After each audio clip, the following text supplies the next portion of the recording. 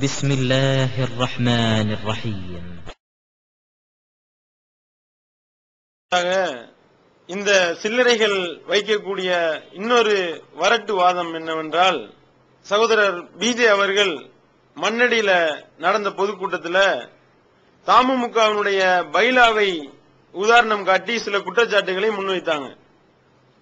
அதாவது தமுமுகவுடைய பைலால விதி 25 தேர்தல் பிரிவு 6 அப்படின்ற அந்த விதியை சுட்டிக்காட்டி, கழக தேர்தலில் நின்று ஜெயிச்சு போட்டியிட்ட அந்த நிர்வாகிகள் எந்த அரசியல் கட்சியிலையும் பொறுப்பு வகிக்க முடியாது. அப்படி பொறுப்பு வகித்தால் தமுமுகவில இருக்கக்கூடிய அந்த நிர்வாகின்ற பொறுப்பு ஆட்டோமேட்டிக்கா ரத்தாகிவிடும் அப்படின்றத அவங்களுடைய பைலால இந்த தேர்தல் விதி தேர்தல் பிரிவு 6 அப்படின்ற இதுல தெளிவா எழுதியிருந்தாங்க. இந்த விதியை மேற்கோள் காட்டி சகோதரர் பிஜே என்ன சொன்னாங்கன்னா, நீ எப்ப தமுமுகவுல நிர்வாகியா இருந்து கொண்டு மாமகவிலையும் பொறுப்பு வகிக்கின்றாயோ, அப்பொழுது ஏதாவது இந்த தமுமுக இருக்கிற பொதுச் செயலாளர் பதவி ஆட்டோமேட்டிக்கா ரத்தாயிரும். அப்படின்றப்ப நாங்க என்ன செய்வோம்னா, தமுமுகவினுடைய உறுப்பினரை வச்சு உன் மேல கேச போட்டு உன்னுடைய பதவி இல்லாமல் ஆக்குவோம் அப்படின்னு ஒரு எச்சரிக்கையும் விடுக்கிறாங்க. எச்சரிக்கை விடுக்கப்பட்டது 19/4/2009 அன்று நடந்த பொதுக்கூட்டத்தில். அதே இத அந்த வார உணர்வு இதழையும் நாம எழுதியிருந்தோம். என்ன ஆச்சு? அடுத்த நாள் பார்த்தா தமுமுகவினுடைய அதிகாரப்பூர்வ இணையதளம் சொல்றாங்களா இல்லையா, அந்த அதிகாரப்பூர்வ இணையதளத்துல இவர்களுடைய இயக்க விதிகள் என்ற அந்த பக்கத்துல போட்டிருந்த அந்த பைலாவையே டோட்டலா அழித்து விட்டார்கள். பார்த்தா இயக்க விதிகளை கிளிக் பண்ணி பார்த்தா இயக்க விதியை காணோம். இயக்க விதியே இல்லாம பைலாவே இல்லாம ஒரு இயக்கம் இருக்குமா? எந்த அளவுக்கு கேவலமாக இவங்க தங்களுடைய அந்த பதவி போனாலும் போயிடும்ன்ற அந்த பயத்துல இவங்க என்ன செய்யறாங்க, அவங்களுடைய அந்த இணையதளத்தில் இருக்கக்கூடிய பைலாவை அழிக்க துணிகிற அளவிற்கு இவர்கள் வந்து விட்டார்கள் என்றால் மானம் காக்க போறாங்கன்னு இவங்க சொன்னாங்களே, இவங்களுடைய இயக்க பைலாவையே இழந்துட்டு பைலாவையே அழிச்சிட்டு இப்படி மானம் இழந்து நிக்கிறீங்களே அப்படின்ற செய்திய முக்கிய அறிவிப்பு தமுமுகவின் பைலாவை காணவில்லை அப்படின்ற தலைப்புல அந்த இணையதளத்துல இல்லாம பைலாவை அழிச்ச அந்த பேஜையும் எடுத்து நம்ம ஆதாரம் காட்டி உணர்வுல வெளியிட்டு இருந்தோம். அதுக்கு இந்த சில்லறை எப்படி கேள்வி கேக்குதுன்னா, பைலாவை காணவில்லைன்னு போடுறீங்களே, இதை கேட்க உங்களுக்கு என்ன தகுதி இருக்கா? உங்களுக்கு எப்படி தகுதி இருக்கு? நீங்க பாக்கரை எங்களை நீக்கினீங்களே, இது இயக்கத்துல இருக்கா, பைலால இருக்கா, எங்க காட்ட முடியுமா அப்படின்னு ஒரு கொஞ்சமும் சிந்தனையற்ற ஒரு கேள்வியை எழுப்புகின்றார். இதுக்கு முன்னாடி நடந்தது என்ன கொஞ்சம் யோசித்து பார்க்க வேண்டும். பைலானா என்ன என்று தெரியாமலே நிர்வாகி இருந்திருக்காரு. பைலானா என்ன? முதல்ல சட்ட புஸ்தகம்னு தமிழக அரசாங்கம் வச்சிருக்கான்.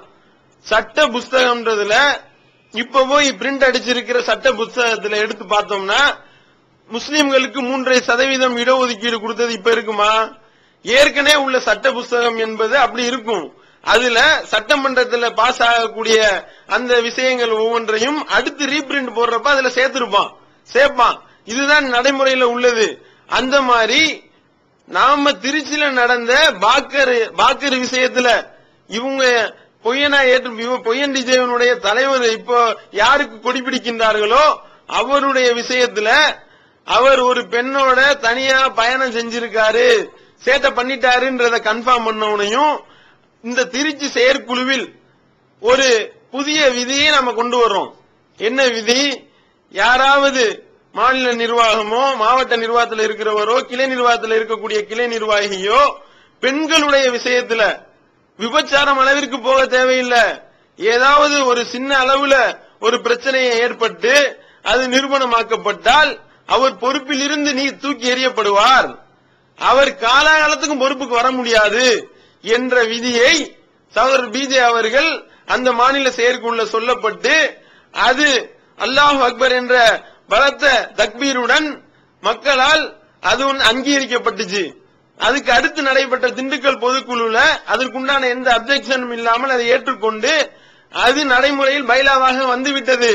அப்படி வந்திருக்கிற நிலையில இவங்க என்ன சொல்றாரு, இப்ப நீக்குனீங்களே இதுக்கு பைலால இருக்கா? செயற்குழு முடிவுகளும் பொதுக்குழு முடிவுகளும் செயற்குழுவில் எடுக்கப்பட்ட முடிவுகளை பொதுக்குழு அப்செக்ஷன் பண்ணலன்னா அது பைலாவில் சேர்ந்து விடும்ன்ற ஒரு அடிப்படையான இயக்க விஷயம் கூட தெரியாமல் இந்த மூளை வளர்ந்தவர் இப்படி ஒரு பயங்கரமான ஒரு கேள்வி மாதிரி இதை ஒரு கேள்வியை எழுப்புறாரு. அதுக்கடுத்து என்ன சொல்ல வர்றாரு, நீங்க அதே நேரத்தில் இவர்களிடத்துல இன்னொரு கேள்வியும் நாம் கேட்கின்றோம். இப்ப எங்கள் அடிப்படை உறுப்பினர் நீக்கினதுக்கு பைலால இப்ப ஆதாரம் இருக்கா, பைலால இருக்கான்னு கேக்குறாங்களே. இதே பெண்ணோட போன விஷயத்துல திருப்பி செயற்குள்ள இவரை நிர்வாகியா தேர்ந்தெடுத்த பிறகு கடலூர்ல இருக்கக்கூடிய அந்த தவி ஜமாத் நிர்வாகிகள் மட்டும் சிலர் பிரச்சனை பண்றாங்க. இவரை எப்படி இப்படிப்பட்ட ஆளை நீங்க திருப்பி நிர்வாகியா கொண்டு வந்தீங்க அப்படின்னு பிரச்சனை பண்றாங்க. பிரச்சனை பண்ணுகின்ற நேரத்தில் கடலூர் மாவட்டத்தை கலைத்து கடலூர் மாவட்ட நிர்வாகிகளை அடிப்படை உறுப்பினர் தூக்கி எறிஞ்சோமே, அப்ப யாரு கையெழுத்து போட்டா அடிப்படை உறுப்பினர் நீக்கிறதுக்கு? இதே பொய்யன் டிஜே தலைவர் தான் கையெழுத்து போட்டாரா இல்லையா? அப்போ இவருடைய விஷயத்துல இவருக்கு ஆதரவா ஒரு நிலையை எடுக்கும் பொழுது அது பைலால இருந்துச்சா, அது பைலால இருக்குமா? அதே நேரத்தில் இவருக்கு எதிரான ஒரு விஷயத்தை சொல்லும் பொழுது பைலால இருந்துச்சா, ஆதாரம் காட்ட முடியுமா அப்படின்னு கேட்கின்றார்கள் என்றால் இது சந்தர்ப்பவாதமா இல்லையா? இது கலைந்தெடுத்த சந்தர்ப்பவாதமா இல்லையா? அடிப்படை உறுப்பினர் நீக்கிறதுக்கு பைலால ஆதாரம் இருக்கா? அடிப்படை உறுப்பினர்ல ஒருவன் சேரும் பொழுதே இயக்கத்துக்கு நான் கட்டுப்பட்டு நடப்பேன், இயக்க விதிமுறைகளை மீற மாட்டேன் அப்படின்னு சொல்லிட்டு தான் உள்ள வர்றான். இயக்கத்துக்கு எதிராக சதி வேலை பண்ணுவீங்க, கள்ள முசுரா போடுவீங்க, இயக்கத்துல இருக்க மாநில நிர்வாகிகளா இருக்கிறவர்களையே சரி கட்டி பீச்ல உட்கார்ந்து மசூரா போடுவீங்க. நீங்க மாவட்ட நிர்வாகியா இருந்துகிட்டு கிளை நிர்வாகிகளை கேன்வாஸ் பண்ணி இயக்கத்துக்கு எதிரான கழுத்தறுப்பு வேலைகளை செய்வீங்க. உங்களை இயக்கத்தில் உள்ள உறுப்பினர் அங்கீகரித்து வைப்பதாக இருந்தால் இதை நீங்க செய்வீங்களா? முதல்ல உங்களுடைய கடையில ஒருத்தவனை வேலைக்கு சேர்க்கும் பொழுது நீங்க போடுற சட்டத்திட்டங்கள்லாம் இன்னென்ன மணிக்கு இத்தனை மணிக்கு வரணும், இவ்வளவுதான் சம்பளம், இன்னென்ன வேலையில நீ பார்க்கணும் என்று சொல்லும் பொழுது இதையெல்லாம் செய்யாவிட்டால் உன்னை நீக்குவேன்றதுதான் அர்த்தம் அதுக்கு.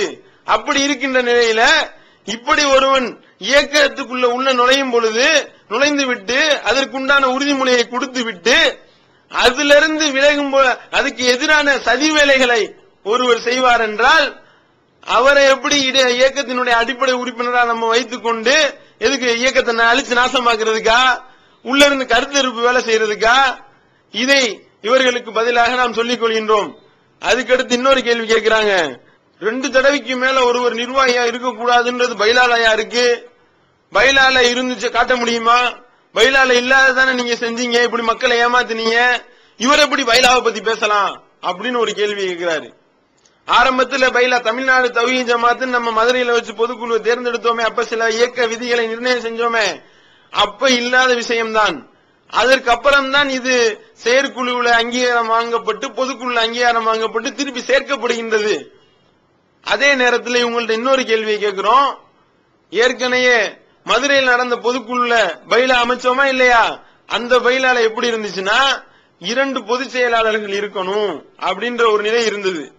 அதுக்கப்புறம் தான் நடந்த செயற்குழு பொதுக்குழுல 2 அதிகாரமா பிரிக்க வேணாம், ஒரே பொதுச் செயலாளர் வரட்டும் அப்படின்ற அடிப்படையில ஒரு பொதுச் செயலாளர் ஆக்கின்றோம். இப்ப அந்த நேரத்தில் அலாவுதீனும் பாக்கரும் 2 பேரும் பொதுச் செயலாளர் இருக்காங்க. அப்போ பாக்கர் 2 பொதுச் செயலாளர் ஒரு பொதுச் செயலாளர் ஆக்கப்படும் பொழுது தனக்கு முழுமையான அதிகாரம் வரும் அப்படின்றப்ப ஏஎஸ் அலாவுதீன் துணை பொதுச் செயலாளர் ஆறாரு. அப்ப இந்த கேள்வியை கேட்டிருந்தா நியாயமான கேள்வி. இது பைலால இல்லதானே? பைலால இல்லாம பெரும் பிரிமிட்டில் இல்லன்னா இல்லன்னு அர்த்தமா? செயற்குழு முடிவு செய்கின்றது, பொதுக்குழு முடிவு செய்கின்றது. அப்ப அதை நீங்க கேள்வியா ஏன் எழுப்பல? அப்ப அது நியாயமா தெரிஞ்சது, தனக்கு அதிகாரம் வரப்போகுது அப்படின்னா அது நியாயமா தெரிந்தது. இப்ப அது அநியாயமா தெரியுது. அதே நேரத்தில் ஜூலை 1, 2008 நடந்த பொதுக்குழுல சகோதரர் பிஜே அவர்கள் 2 தடவைக்கு மேல ஒருவர் நிர்வாகியா வர முடியாது அப்படின்ற பைலால இருக்குன்னு சொல்லி சொன்னாங்களா இல்லையா? அப்போ இந்த பொய்யன் டிஜேல இப்ப இருக்கக்கூடியவர்களும் இப்ப யாரு சில்லறத்தனமா சில்லறை கேள்விகளை எல்லாம் கேட்டுக்கொண்டிருக்கின்றார்களோ இவர்களும் அந்த பொதுக்குள்ள தானே இருந்தாங்க. பைலால இல்ல என்று அந்த பொய்யண்டிச்ச நிர்வாகிகளாவது இப்ப இருக்கக்கூடிய நிர்வாகிகளாவது கேட்டுக்கணுமா இல்லையா? யார் யாரெல்லாம் தூக்கி போட்டோமோ அப்பொழுது அவர்கள் நிர்வாகிகளாக இருந்தார்களா இல்லையா? அவர்கள் நிர்வாகிகளாக இருக்கும் பொழுது அவர்களை மேடையில வச்சு கொண்டு தான் சகோதரர் பிஜே அவர்கள் கூறுகின்றார்கள் 2 தடவைக்கு மேல வரக்கூடாதுன்றது இருக்கு. அந்த அடிப்படையில எல்லாருடைய பதவி காலமும் காலாவதி ஆகிவிட்டது, இனிமே புதிய நிர்வாகம் தான் வரணும்னு சொல்றப்போ இந்த பதவிக்கு ஆசைக்காக பேயா அலைகிறாங்களே, பதவியிலிருந்து போனோன்னு அம்மாடி பதவி போயிருச்சுன்னு துடிக்கிறீங்களே, அப்படி பதவி ஆசை பிடித்த இந்த வெறியர்கள் அப்போ உண்மையிலேயே பைலால இல்லன்னு வச்சிருந்துங்க, பொதுக்குள்ள எந்த முடிவும் எடுக்கல இது சம்பந்தமான வச்சிருந்த அப்படின்னு இருந்திருந்தால் இவங்க எந்திரிச்சு கூப்பாடு போட்டு இருப்பார்கள், பதவி விட்டு போக மாட்டோம் பைலால இல்ல என்று சொல்லி இருப்பார்கள். 2 தடவைக்கு மேல பைலா நிர்வாகியா வரக்கூடாதுன்றது பொதுக்குள்ள எடுக்கப்பட்ட முடிவு. அது பைலால இருந்ததுனாலதான் இவர்கள் வாய்மூடி இருந்தார்கள் அப்படின்ற செய்தியையும் இந்த வரட்டு வாதத்துக்கு பதிலாக தருகின்றோம். அதே நேரத்தில் தமுமுகவுடைய பைலாவில் இந்த மாதிரி ஒரு இயக்க விதி இருக்கு அப்படின்னு நம்ம காட்டுறோம். காட்டினவனையும் இவங்க செயற்குழு பொதுக்குள்ள தீர்மானம் எடுத்திருக்காங்களா? அப்படி எடுத்திருந்தா இவர்களுடைய பத்திரிகையிலோ இவர்களுடைய நெட்டிலோ வெளியிட்டிருப்பார்கள். ஆனால் இந்த மாதிரியான எந்த ஒரு முடிவும், அதாவது தமுமுகவுடைய நிர்வாகிகளாக இருக்கக்கூடியவர்கள் மாமா கட்சியிலும் நிர்வாகிகளாக இருக்கலாம், அப்படி நிர்வாகிகளாக பொறுப்பேற்றாலும் இந்த இது ரத்தாகாது அப்படின்ற எந்த விதமான முடிவும் எடுக்கவில்லை. எடுக்காதனாலதான், எடுக்கலன்னு நம்ம எப்படி சொல்றோம்னா அந்த மாதிரி எடுத்து எந்த செயற்குழு பொதுக்குழு தீர்மானம் நிறைவேற்றவில்லை. அதே நேரத்தில் அது அவர்களுடைய எந்த பத்திரிகையிலும் எழுதவும், அவர்களுடைய பத்திரிகையில் எழுதவும் இல்லை, அவருடைய நெட்டில் போடவும் இல்லை. அதை பற்றி இவங்களா தன்னிச்சையா முடிவெடுத்து இந்த மாதிரி தான் அறிவிக்கின்றார்கள்.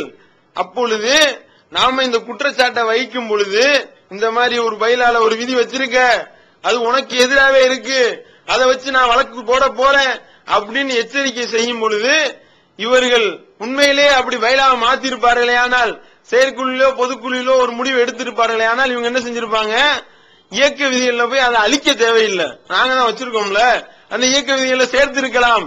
ஆனால் அவர்கள் எப்ப அரண்டு போய் பைலாவே அழிச்சு பைலாவே காணாமல் ஆக்கி மானம் இழந்து நின்றார்களோ அதுவே உறுதிப்படுத்துகின்றது இவர்கள் இத்தகைய ஒரு முடிவை எடுக்கவில்லை, இது இவர்களுக்கு எதிரான முடிவு என்பதை மக்கள் விளங்கிக் கொள்ள வேண்டும்.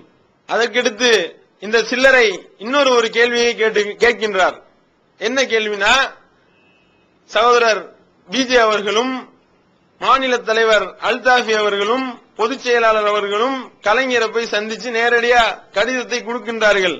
இடஒதுக்கீடு அமுல்படுத்தப்பட்டதிலிருந்து எப்ப அதை சரி செய்வேன்னு நீங்க மே மாசம் சொன்னீங்களா இல்லையா, அதற்கு இடைப்பட்ட காலத்துல முஸ்லிம்களுக்கு கிடைக்க வேண்டிய சதவீத அளவு சரியா கிடைக்கல, அதை நாங்கள் சரி செய்து தருவோம்னு நீங்க சொல்லி நீங்க எழுத்துப்பூர்வமாக கடிதத்தை வழங்கினால் நாங்க உங்களுக்கு தீவிர ஆதரவு அளிப்போம் அப்படின்ற அந்த கடிதத்தை கொண்டு போய் கொடுத்துட்டு வரும் பொழுது பிஜே அவர்கள் பத்திரிகையாளர்களுக்கு பேட்டி கொடுக்கறாங்க.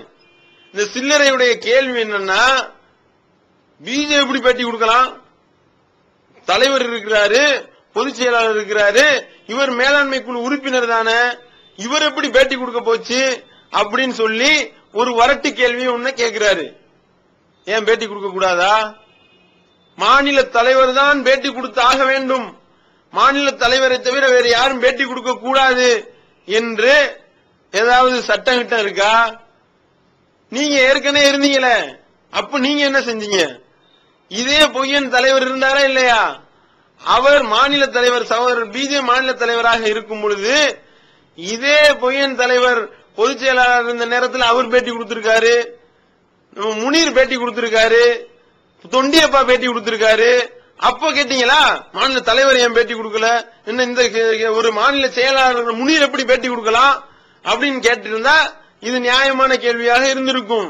ஆனால் ஒரு அந்த நேரத்தில் போய் சந்தித்து விட்டு அந்த நேரத்தில் மசூரா செஞ்சு யாரு பேட்டி கொடுக்கலான்னு தலைவருடைய ஒப்புதலோட பொதுச் செயலாளரோட ஒப்புதலோட நம்ம சகோதரர் பிஜே அவர்கள் பேட்டி கொடுக்கறாங்க.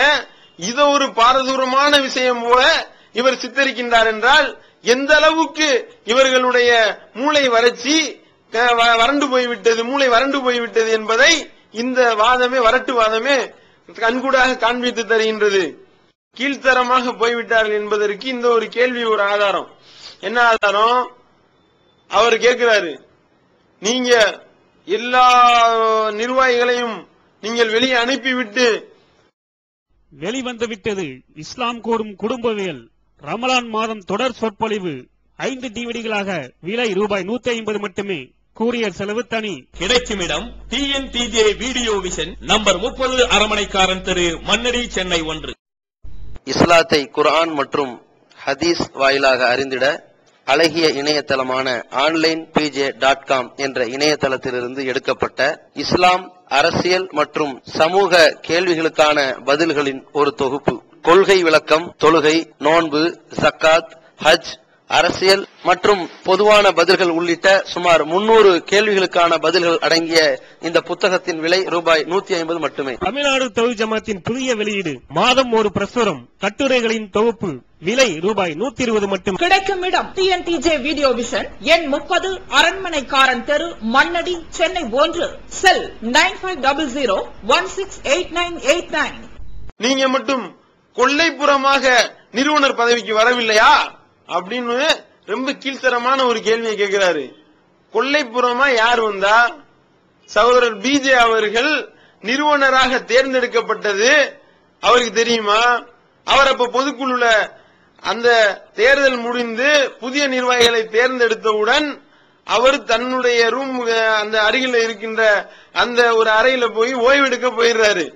அப்ப தமா மண்டல பொறுப்பாளராக இருந்த முனீப் வந்து அவர் சில கோரிக்கைகளை முன்வைக்கின்றார். சில விஷயங்களை சொல்லி, இதுக்கு இந்த மாதிரி நாங்க தமாம்ல இருந்து இந்த மாதிரியான முடிவுகள் எல்லாம் எடுத்திருக்கோம், இதை நீங்கள் பொதுக்குழு உறுப்பினர்கள் அங்கீகரிக்கிறீர்களா அப்படின்னு சொல்லி கேட்கிறாரு. அப்ப முனீப் கேட்கும் பொழுது அதுல ஒரு கோரிக்கையாக இந்த மாதிரி நிறுவன தலைவர் இவர்தான், அவர்தான் அந்த ஐடென்டி கார்டுல கையெழுத்து போடணும் அப்படின்ற ஒரு செய்தியையும் சொல்லி, அதுக்கு நிறுவன தலைவராக சகோதரர் BJ அவர்களை தேர்ந்தெடுக்கிறீர்களா அப்படின்னு ஒரு கோரிக்கையை வைக்கின்றார். அப்பொழுது ஒட்டுமொத்த பொதுக்குழு உறுப்பினர்களும் அல்லாஹு அக்பர்னு தக்பீர் முழங்க அவரை நிறுவன தலைவரை ஆக்குறாங்க. இதுல BJ உடைய ரோல் ஏதாவது இருக்கா? BJக்கு இது தெரியுமா? முதல்ல BJக்கு தெரியாதுன்றதுனாலதான் அந்த வாரத்துல வந்த உணர்வு இதழ்ல கூட நிறுவன தலைவராக இவர் தேர்ந்தெடுக்கப்பட்டிருந்த செய்தி வந்திருக்காது. அதுக்கப்புறம் தான் அந்த செய்தியை போய் சொல்றோம், இந்த மாதிரி உங்களை நிறுவன தலைவரா தேர்ந்தெடுத்திருக்கோம் அப்படின்ற விவரத்தை சொல்லி அவர் பொதுக்குழுவினுடைய அந்த கேசரை போட்டு பார்த்து அவர் அதுக்கப்புறம் தேர்ந்தெடுக்கப்பட்டிருக்கிறது அவர் உறுதி செஞ்சதுக்கு அப்புறம் தான் அதற்கு அடுத்த வாரம் வந்த உணர்வு இதழ்ல இந்த செய்தி வெளியிடப்படுது. இம்புட்டையும் நான் சொல்லல. எப்ப இவருடைய அந்த பொய்யன் தலைவரா இருக்காரு அவருடைய சேனல்ல லைவ்ல சொன்னது. எப்படி? இந்த கீழக்கரை ஜமீல்னு சொல்லுவாங்களா இல்லையா, துபாய பாக்கர் பாய் சொல்லுவாரு, அவர் வந்து எனக்கு மச்சான், காக்கா, சொந்தக்காரரு, தூரத்து சொந்தம்னு சொல்லுவாரா இல்லையா, அந்த கீழக்கரை ஜமீல் அவரை விட்டு கேள்வி கேட்க விடுறாங்க. எப்படி? BJ வந்து கொள்ளைப்புறமாக நிறுவனர் பதவிக்கு வந்துட்டாருன்னு சொல்லி குற்றச்சாட்டு வைக்கிறாங்களே, அதுக்கு உங்களுடைய பதில் என்ன அப்படின்னு சொல்லி கீழக்கரை ஜமீல் கேள்வி கேட்க விடுறாங்க. கீழக்கரை ஜமீல் கேட்ட கேள்விக்கு BJ அவர்கள் பதில் சொல்லவில்லை. இப்ப பொய்யன்டிஜனுடைய தலைவராக இருக்கக்கூடியவர் தான் பதில் அளிக்கின்றார். எப்படி பதில் அளிக்கிறார்? அவர் நிறுவன தலைவராக தேர்ந்தெடுக்கப்பட்ட அவருக்கே தெரியாதுமா சொன்னீங்களா இல்லையா? அப்போ நிறுவன தலைவராக எப்படி அவர் தேர்ந்தெடுக்கப்பட்டார் என்பதையும், அதுக்கு இந்த வார உணர்வுல கூட அது வெளியிடாததும், அதுக்கு அடுத்த உணர்வுல தான் அது வெளியிடப்பட்டதும் விலைக்கு நீங்க பதிலா BJ சொல்லல, நீங்க சொன்னீங்களே. அப்போ நீங்களே ஒரு விஷயத்தை நியாயப்படுத்தி இது சரிதான் என்று சரி கண்ட பிறகும் அதே கேள்வியை கொள்ளைப்புறமா வந்துட்டாருன்னு சொன்ன கேள்விக்கு தான் பொய்யன் தலைவர் பேட்டி கொடுக்க பதில் சொல்றாரு லைவ் புரோகிராம்ல. அப்படி இருக்கிற நிலையில இப்ப அதே கேள்விய தன்னுடைய சில்லறை விட்டு தூண்டி விட்டு கேட்க விடுறாருன்னா இப்போ விளங்கி போச்சா இல்லையா தெளிவா? அதே நேரத்துல நிறுவன தலைவரா அவர் இருந்து ஒட்டிக்கிட்டு நான் அனைத்து அதிகாரமும் நிறுவனருக்கு இருக்குன்னு சொல்லி அவர் ஆட்டி படைச்சிருக்கலாம். ஆனால் இந்த மாதிரியான டேஞ்சரான கலிசடைகளை எல்லாம் அந்த ஜமாத்துல இருந்து எப்படியாவது பயங்கரத்திலிருந்து அபாயத்திலிருந்து ஜமாத்தை பாதுகாக்கணும்ன்றதுக்காக அவரு ரொம்ப அரும்பாடுபட்டு இத்தகைய கலிசடைகளை எல்லாம் செயற்குழுல கலைந்தெடுத்த பிறகு நிறுவன தலைவரிலிருந்தும் விலகி கொண்டார். சாதாரண மேலாண்மை குழு உறுப்பினராக இப்பொழுது இருந்து, அதுவும் நம்ம கேட்டுக்கொண்டதற்கிணங்க மேலாண்மை குழு இருந்து கண்காணிக்க வேண்டிய ஒரு பொறுப்புல இருக்கின்றது என்று நாம் வலியுறுத்தி சொன்னதன் காரணமாக மேலாண்மை குழுல ஒரு உறுப்பினராக இருக்கின்றார். அப்படி இருக்கக்கூடிய நேரத்தில் நாம மசூரா பண்ணி நீங்க பேட்டி கொடுங்க என்று அவரை பேட்டி கொடுக்க சொல்வது இவரை இல்லை. ஒரு சாதாரண உறுப்பினரை கூட கூப்பிட்டு நீங்க பேட்டி கொடுங்கன்னு சொன்னா ஜமாத்தினுடைய தலைவர் சொல்கின்றார், மாநில தலைவர் சொல்றாரு என்ற அடிப்படையில் அவர் பேட்டி கொடுத்தால் அவருடைய அங்கீகாரத்தின் கொடுக்கின்றார் என்ற அர்த்தமே தவிர, இதை தனிப்பட்ட அந்த பிஜே என்கின்ற அந்த தனி மனிதனை தாக்க வேண்டும், அவரை கொச்சப்படுத்த வேண்டும் என்பதை தவிர இந்த கேள்வியில எந்த விதமான நியாயமும் இல்லை என்பதை மக்கள் விளங்கிக் கொள்ள வேண்டும். அதுக்கு அடுத்தபடியாக இந்த சில்லறை வைக்கக்கூடிய அடுத்த கேள்வி என்னன்னா, பாக்கர் உங்களை எந்த அளவுக்கு நம்பினாரு, இந்த அளவுக்கு நம்பின ஒரு ஆளை பயங்கரமான நம்பிக்கை மோசடி இல்லையா அப்படின்னு சொல்லி ஒரு கேள்வியை வைக்கிறாரு. இவர் எதை நம்பிக்கை மோசடி அப்படின்னு சொல்ல வர்றாருன்னா, அந்த செயற்குழுவிற்கு முந்தைய ஒரு 2 நாட்களுக்கு முன்பாக வெள்ளிக்கிழமை சகோதரர் துபையில் இருக்கக்கூடிய சகோதரர் ஜமால் அவர்கள் ஒரு சமரச முயற்சியை மேற்கொள்கின்றார். அன்வர் பாயை கூப்பிட்டு, அன்வர் பாஷா முன்னாள் மாநில பொருளாளராக இந்நாள் மேலாண்மை குழு உறுப்பினராக இருக்கக்கூடிய சகோதரர் அன்வர் பாஷா அவர்களை அழைத்து நீங்க எப்படியாவது சமாதானம் பண்ணுங்க என்ற நிலையில அவருடைய வீட்டில் வச்சு ஒரு சமாதான பேச்சு நடைபெறுகின்றது. சமரச முயற்சி யார் இந்த முயற்சி எடுக்கிறான்னா சகோதரர் துபை ஜமால் அவர்கள் இந்த முயற்சி எடுக்கின்றார். அந்த சமாதான முயற்சியில அந்த சந்திப்புல பேச்சுவார்த்தை நடக்குது. என்ன பேச்சுவார்த்தை? இந்த மாதிரி நீங்க தப்பு செஞ்சிருக்கீங்க, தப்பு அம்பலமாகி விட்டது, அப்படி இருக்கின்ற நிலையில நீங்க ஒதுங்கி இருந்து கொள்ளுங்கள் அப்படின்னு சொல்லும் பொழுது அவர் என்ன சொல்றாரு, என் மீது தவறு இருக்கு, நான் ஒதுங்கி இருக்கிறேன் நிலைக்கு வந்து விட்டார். அதே நேரத்தில் என்னை நம்பி 3 நிர்வாகிகள் ராஜினாமா பண்ணிட்டாங்க, அவங்களை எப்படியாவது நீங்க திருப்பி சேர்த்துக்கிறீங்க அப்படின்னு சொல்லி இந்த ஒரு விஷயத்தை தான் முன்வைக்கின்றார், இந்த ஒரு டிமாண்ட முன்வைக்கின்றார். அதுக்கு சகோதரர் பிஜே அவர்கள் தெளிவா பதில் சொல்றாங்க. இவங்களை பற்றி இவங்க என்ன செஞ்சாங்க, ஊழல் மற்றும் துரோகம் காரணமாக இவர்களை நாங்கள் நீக்கி இருக்கின்றோம் என்று மக்களிடத்தில் உண்மையான செய்தியை சொல்லி இருக்கின்றோம். அப்படி இருக்கும் பொழுது இவர்களை நாங்கள் திருப்பி மக்கள் எப்படி அங்கீகரிப்பார்கள்? இவர்கள் செய்த ஊழலையும் துரோகத்தையும் நாங்கள் விலக்கியாக வேண்டும். அப்படி இருக்கின்ற நிலையில மக்கள் எப்படி இவர்களை அங்கீகரிப்பார்கள் என்று சொன்ன பொழுது நாங்க மசூரா பண்ணி நான் எங்களுடைய சகாக்களோட நான் மசூரா பண்ணிட்டு சொல்றேன் அப்படின்னு சொல்லிட்டு வெள்ளிக்கிழமை பேச்சுவார்த்தை அதோட முடிந்து விடுகின்றது. மறுநாள் இவரே போனை போட்டு சொல்லிடுறாரு. இதே பொய்யன் தலைவரே போனை போட்டு இல்ல எங்க மக்கள் அதுக்கு உடன்பட மாட்டாங்க, அவங்களை திருப்பி சேர்க்கணும் அப்படின்னு சொன்ன உடனே அதோட பேச்சுவார்த்தை முடிந்து விடுகின்றது. இதுல எங்க உங்களை நம்பிக்கை வச்சு மோசடி செஞ்சாரு பிஜே? நான் என்ன கேக்குறேன், உங்களை அடிப்படை உறுப்பினர் தூக்கி எரிஞ்சோமே, உங்களை அடிப்படை உறுப்பினர் நீக்கணுமே, இது பிஜே எடுத்த முடிவா? செயற்குழுல நீங்க பண்ண வண்டவாளங்கள் அனைத்தும் தெரிஞ்சு போய் இப்படிப்பட்ட கேடுகட்ட ஒரு நபரை அடிப்படை உறுப்பினராக கூட வைக்க கூடாது அப்படின்னு சொல்லி ஒரு நபருடைய எதிர்ப்பு கூட இல்லாமல் ஒட்டுமொத்த செயற்குழு உறுப்பினர்களும் சேர்ந்தெடுத்த ஒட்டுமொத்த முடிவு. இதுல பிஜே உங்களுக்கு துரோகம் செய்யறதுக்கு என்ன வேலை இருக்கு? ஒரு வேலையும் இல்லையே. இத பிஜே மேல பழி சுமத்த வேண்டும் என்ற காரணத்துக்காகவே இவர் நம்பிக்கை மோசடி செஞ்சிட்டாரு அப்படின்ற மாதிரி ஒரு படம் காட்டுறீங்களே, இது உங்களுடைய வரட்டு வாதம் இல்லையா? இது இவ்வளவு தெல்ல தெளிவா தெரிஞ்சுக்கிட்டும் உங்களை ஏவி விடுறாரு.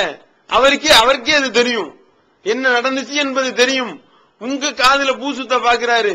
அவரிடத்துல இந்த கேள்வியை கேளுங்க.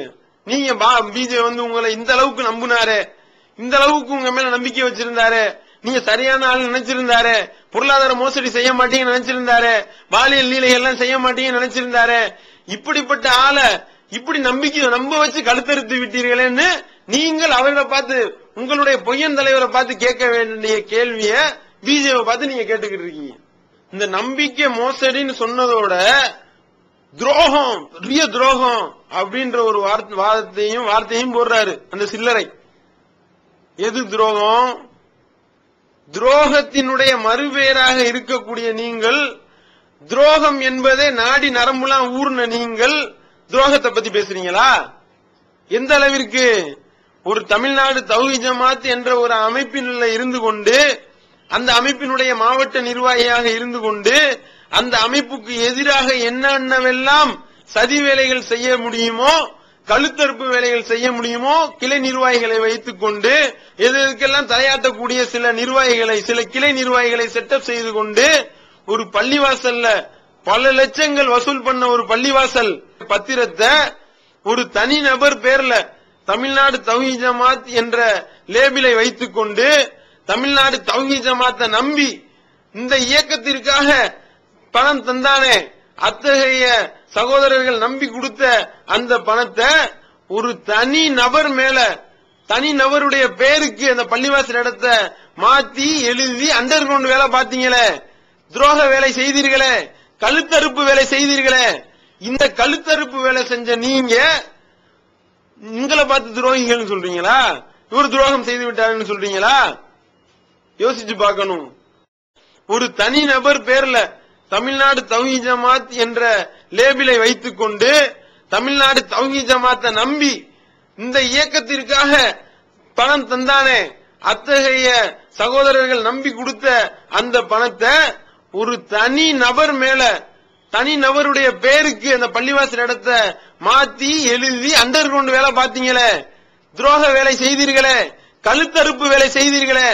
இந்த கழுத்தறுப்பு வேலை செஞ்ச நீங்க உங்களை பார்த்து துரோகிகள் சொல்றீங்களா? இவர் துரோகம் செய்து விட்டாருன்னு சொல்றீங்களா? யோசிச்சு பார்க்கணும். செஞ்சது அதற்கு முழு தகுதியான துரோகம் இழைப்பதற்கு முன்மாதிரியா உங்களை காட்டலாம். ஆனால் நீங்க எங்க மேல சொல்றீங்க இவர்தான் துரோகி என்று? அதையும் பொதுமக்கள் சிந்தித்து பார்க்க வேண்டும். நீங்க செஞ்ச தப்புக்கு தண்டனை கொடுத்தா அதுக்கு பேர் துரோகமா?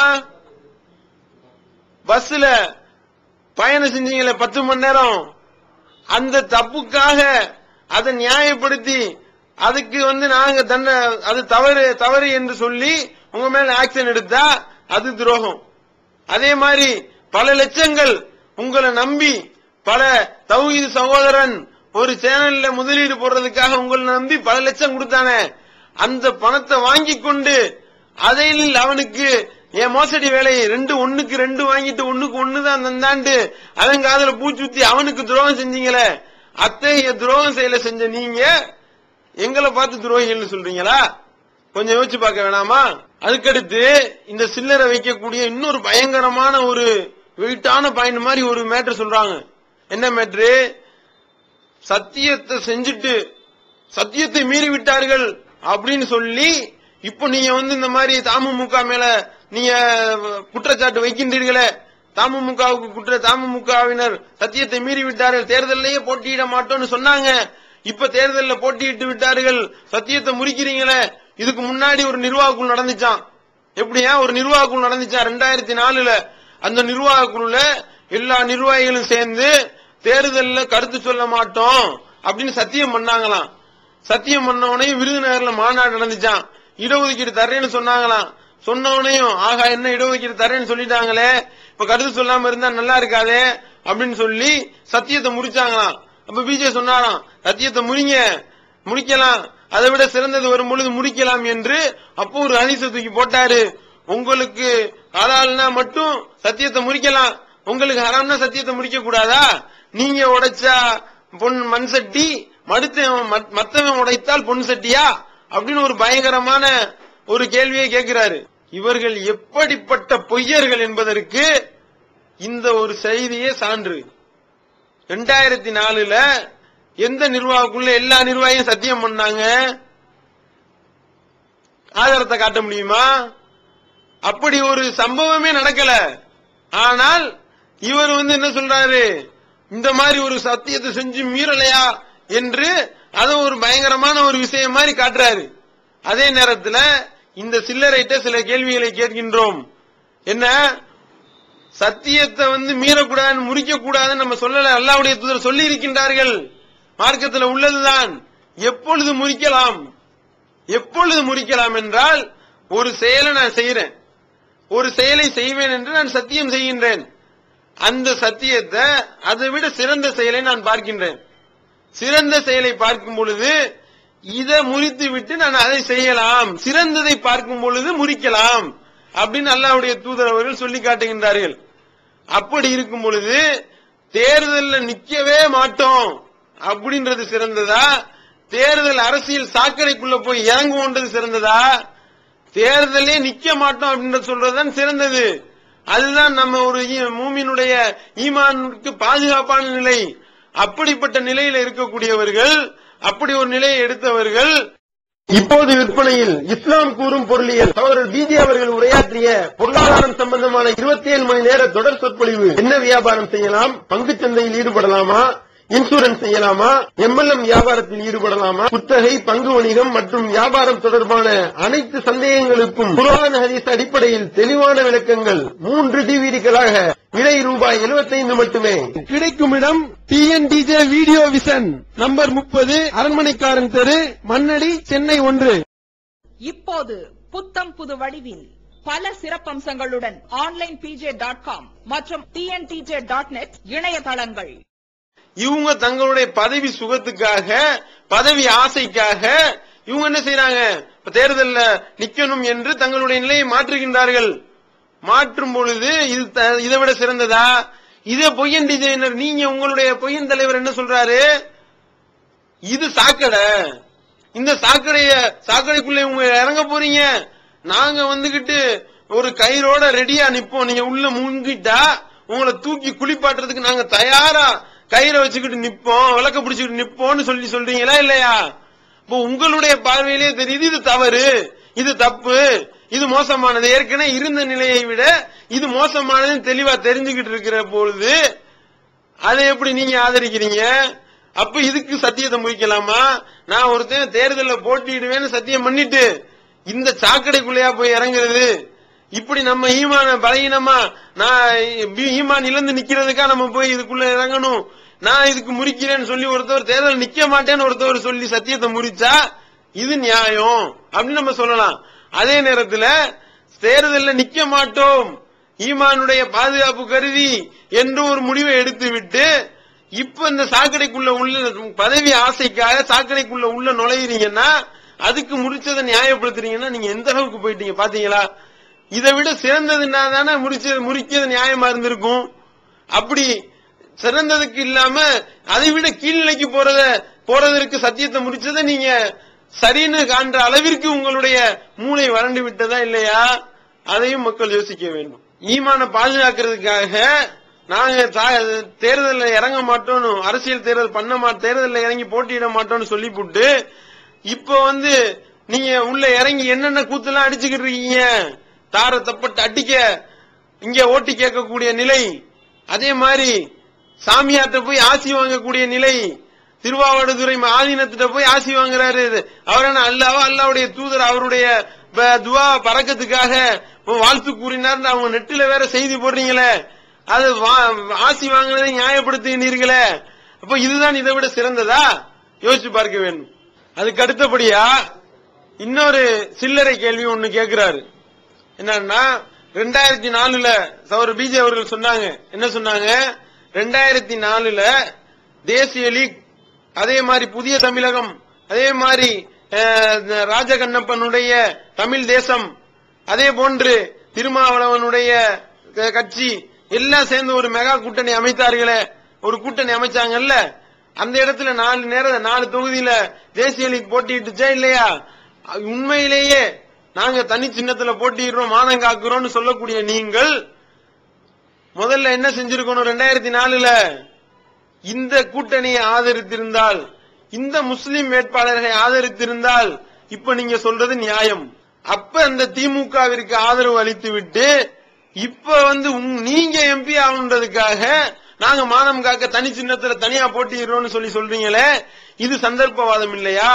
அதே மாதிரி அப்பொழுது 2004 அந்த முஸ்லிம் வேட்பாளர்களை எதிர்க்கிறதுக்கு நீங்க என்ன காரணம் சொன்னீங்க? எதிர் தரப்புல பிஜேபி நிற்குது, இவங்க முஸ்லிம்கள் தனியா நின்றார்களே, ஆனால் திமுகவினுடைய ஓட்டு, திமுக கிடைக்க வேண்டிய ஓட்டு, முஸ்லிம்களுடைய ஓட்டு இந்த முஸ்லிம் வேட்பாளருக்கு போய்விட்டால் அது பிஜேபியை பலப்படுத்தும், அது பிஜேபியை ஜெயிக்க வைக்கும். இது முட்டாள்தனமான மூன்றாவது அணி சொன்னீங்களா இல்லையா? இதே உங்களுடைய மாநில நிர்வாகியே எழுதினாரா இல்லையா உணர்வுல? அப்பொழுது நிர்வாகியா இருந்த பொழுது அப்போ நீங்க இந்த 2004 தேசிய லீக்கும் அதே மாதிரி புதிய தமிழகமும் திருமாவளவனுடைய கட்சியும் ராஜகண்ணப்பனுடைய கட்சியும் இணைந்து மெகா கூட்டணினா அது என்ன சொல்ல வர்றாருன்னா, என்ன கேள்வி கேட்கிறாருன்னா, அது இப்ப மாமாக்கா மாதிரியா, இப்ப இந்த பலமும் அதுவும் ஒன்னா அப்படின்னு ஒரு கேள்வி எழுப்புறாரு. அந்த நேரத்தில் புதிய தமிழகம் கட்சி எந்த அளவிற்கு வலுவோடு இருந்ததென்றால், அதற்கு முந்தைய தேர்தலில் சுயேட்சையாக நின்று புதிய தமிழகத்தினுடைய கிருஷ்ணசாமி வெற்றி பெற்றார். 3 விதமான அந்த தாழ்த்தப்பட்ட மக்களுடைய 3 பிரிவுகள்ல ஒரு முக்கிய பிரிவு உண்டான முழு மக்களையும் கிருஷ்ணசாமி அவர்களுடைய கையில இருந்தது. அதே மாதிரி இப்படி ஒரு வலுவான நிலையில இருந்தவர்களும் இப்பொழுது நீங்களும் ஒன்னா, நீங்க இப்ப பலவீனமா இருக்கீங்க. முதல்ல தவ்ஹீத் ஜமாத் தவ்ஹீத் சகோதரர்கள் எல்லாம் சேர்ந்து இருந்த பொழுது இந்த இயக்கம் வலுவான நிலையில் இருந்தது. இப்பொழுது உங்களுடைய சுய நலனையும் தெரிந்து கொண்டு, உங்களுடைய பதவி ஆசையை தெரிந்து கொண்டு, நீங்கள் செய்த தவ்ஹீதுக்கு எதிரான நிலையை தெரிந்து கொண்டு மக்கள் பல பேர் வெளியேறிவிட்டார்கள். நீங்க வெறும் கூடாரம் தான் இருக்கின்றது. அப்படி இருக்கின்ற நிலையில இது பயங்கரமான வெயிட்டான ஒரு இயக்கம் மாதிரி ஒரு படம் காட்டிக் கொண்டிருக்கின்றீர்களே. அதே நேரத்தில் இப்போ அந்த வாதம் அந்த வாதம் எடுபடுமா, சரியா இல்லையா? இப்ப நாங்க வைக்கிற வாதம், நீங்க இதான் தினமலர் எழுதியிருந்தான். எப்படி ராமநாதபுரம் பொள்ளாச்சி தொகுதிகளில் 2 தொகுதிகளிலையும் பிஜேபிக்கு வெற்றி வாய்ப்பு பயங்கரமா இருக்கு, பிரகாசமாகி இருக்கிறது. காரணம் என்ன எழுதியிருந்தா தெரியுமா? திமுகவினுடைய ஓட்டுக்களை மாமா கட்சி பிரித்து விடும், அப்படி பிரிப்பதனால் பிஜேபி ஜெயிப்பதற்கு உண்டான வாய்ப்புகள் பிரகாசமா இருக்கு எழுதுறானா இல்லையா? இப்போ அது புரிஞ்சு போதா இல்லையா? அப்ப அந்த 2004 நீங்க உங்களுடைய வாதப்படியே பலகீனமான ஒரு அணி என்றால், பலகீனமான அணி வாங்குற ஓட்டை விட இப்ப நீங்க சொல்றீங்க ரொம்ப பலமா இருக்கும்னு, நீங்க கொஞ்சம் கூடுதலா ஓட்ட வாங்கினா பிஜேபியினுடைய வெற்றி வாய்ப்பு கூடுமா இல்லையா? இப்போ உங்களுடைய வாதத்தை, நீங்கள் வைத்த வாதம் அதுவே நியாயமா இருக்கு. அதே வாதத்தை இப்ப சொன்னா நாங்க இப்ப வெயிட்டா இருக்கோம் என்று சப்பை கட்டுகின்றீர்களே, இந்த சில்லறை அதையும் நியாயப்படுத்தி கேள்வி கேட்குதுன்னா இது காழ்ப்புணர்வினால் கேட்கப்படக்கூடிய கேள்வி அப்படின்றதை விளங்கிக் கொள்ள வேண்டும். அதே போன்று இந்த தமுகவினர் ஒரு மிகப்பெரிய சதி வேலையை குடந்தை பேரணியில 2006 ஜனவரி 29 அன்று நடைபெற்ற குடந்தை பேரணியில ஒரு மிகப்பெரிய சதி வேலையை செய்யறாங்க. என்ன சதி வேலைன்னா, ஒரு முஸ்லிம்கள் தவ்ஹீத் ஜமாத் வெளியிடுற மாதிரி ஒரு பிரசுரங்க.